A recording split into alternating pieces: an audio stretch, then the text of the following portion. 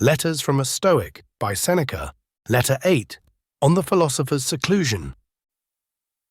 Do you bid me, you say, shun the throng and withdraw from men, and be content with my own conscience? Where are the counsels of your school, which order a man to die in the midst of active work? As to the course which I seem to you to be urging on you now and then, my object in shutting myself up and locking the door is to be able to help a greater number. I never spend a day in idleness. I appropriate even a part of the night for study. I do not allow time for sleep, but yield to it when I must. And when my eyes are wearied with waking and ready to fall shut, I keep them at their task.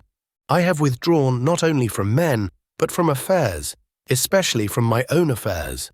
I am working for later generations, writing down some ideas that may be of assistance to them.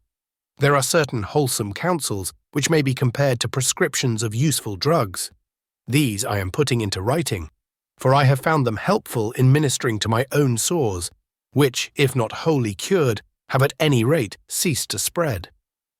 I point other men to the right path, which I have found late in life when wearied with wandering. I cry out to them, avoid whatever pleases the throng. Avoid the gifts of chance. Halt before every good which chance brings to you in a spirit of doubt and fear, for it is the dumb animals and fish that are deceived by tempting hopes. Do you call these things the gifts of fortune?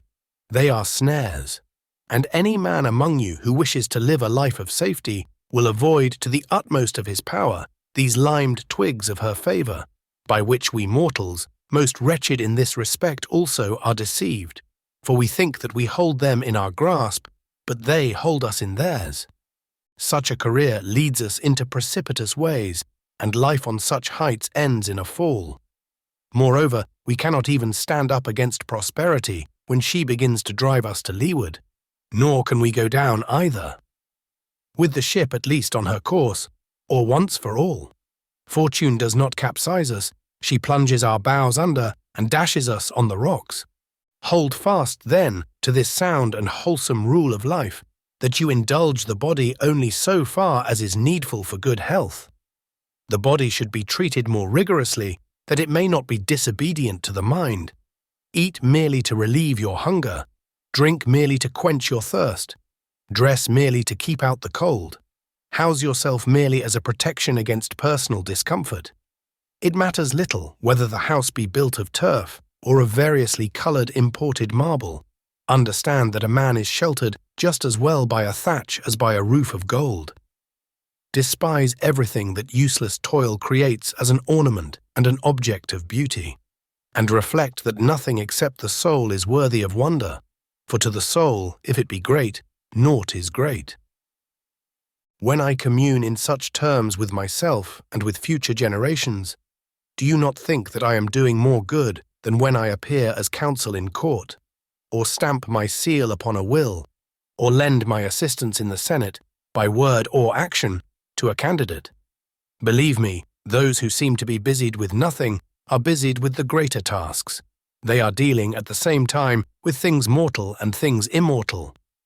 But I must stop and pay my customary contribution to balance this letter. The payment shall not be made from my own property, for I am still conning Epicurus. I read today in his works the following sentence: if you would enjoy real freedom, you must be the slave of philosophy. The man who submits and surrenders himself to her is not kept waiting. He is emancipated on the spot, for the very service of philosophy is freedom. It is likely that you will ask me why I quote so many of Epicurus's noble words instead of words taken from our own school. But is there any reason why you should regard them as sayings of Epicurus and not common property? How many poets give forth ideas that have been uttered, or may be uttered, by philosophers? I need not touch upon the tragedians and our writers of national drama, for these last are also somewhat serious and stand halfway between comedy and tragedy. What a quantity of sagacious verses lie buried in the mime!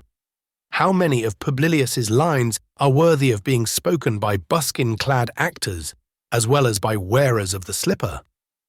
I shall quote one verse of his which concerns philosophy, and particularly that phase of it which we were discussing a moment ago, wherein he says that the gifts of chance are not to be regarded as part of our possessions.